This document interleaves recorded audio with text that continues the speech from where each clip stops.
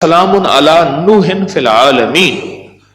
جس گھر میں سانپ ہو، بچھو ہو، جس گھر میں کیڑے مکوڑے ہوں، کیوں بھائی کسی نے آزمایا؟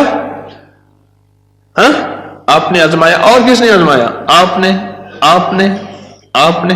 جس گھر میں سانپ ہو، بچھو ہو، کیڑے ہوں، مکوڑے ہوں، چھپکلیاں ہوں، کاکروچ ہوں، دیمک ہو، اور گھر میں کوئی انوکھی چیزیں نکلتی ہوں، اور جوؤں کا بھی لاجواب علاج ہے جن کے سر پہ جوئیں میں نہیں جاتی.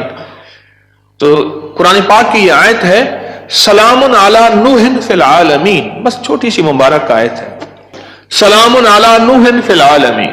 بس یہ 11 بار ہر نماز کے بعد پڑھ لیں، ایک تسبیح صبح شام پڑھ لیں، سارا دن کثرت سے پڑھ لیں.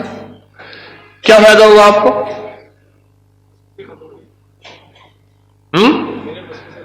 آپ کے وسوسے تھے، اس سے وسوسے ختم ہو گئے.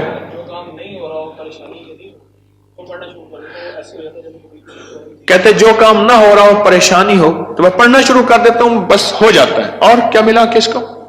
کس نے بتایا؟ ہاں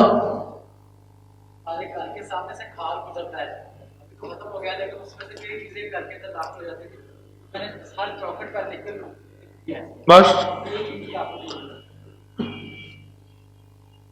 گھر کے سامنے سے کھال گزرتا ہے، اس کے ذریعے سے کئی چیزیں گھر میں داخل ہو جاتی تھیں. میں نے گھر کی چوکٹ پہ لکھ دیا یہی سلام علی نوح فی العالمین، بس یہ لکھ دیا، پھر محفوظ ہو گئے. اور کون بتا رہا تھا ادھر سے؟ ہاں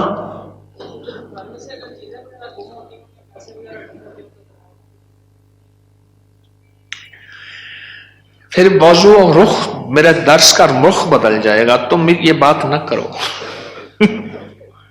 گھر میں چوریاں ہوتی ہوں، کہتے ہیں چیزیں گم ہوتی ہوں، پیسے گم ہوتے ہوں، جنات چیزیں اٹھاتے ہوں، ایسے چوریاں پیسے گم ہوتے ہوں، تو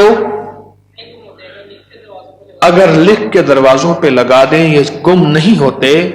اس کی وجہ ہے ان کیڑوں مکوڑوں کی شکل میں جنات شیاطین ہوتے ہیں، اور یہ وظیفہ جنات شیاطین کا خود کاری علاج ہے. اس لیے یہ وظیفہ سانپ کے کاٹے، بچھو کے کاٹے، بھیڑ کے کاٹے، کسی زہریلے جانور کے کاٹے کا لاجواب علاج ہے. اس کو پڑھتے رہیں، جب سانس ڈوبنے لگے، یعنی سانس روک کر تھتکار دیں. چند بار ایسا کریں، 3 بار، 5 بار، 7 بار. سانپ کے کاٹے، بچھو کے کاٹے اور کسی زہریلی چیز کے کاٹے کا لاجواب علاج ہے.